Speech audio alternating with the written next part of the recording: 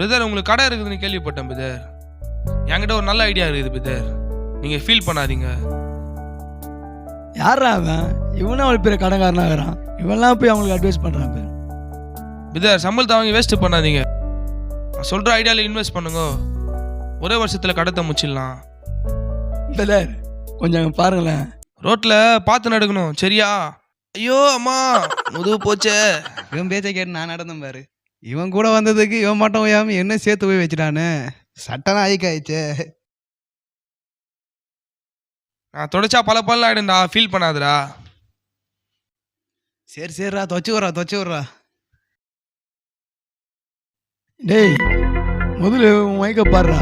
அவன் மைக்க பார்த்துனுக்கிறேன் பைத்தியக்கார பையனை. நம்ம செட்டில் அப்படி ஒன்றும் ஐக்கு இல்லையே. ஐயோ நம்ம செட்டில் எவ்வளோ ஐக்கு.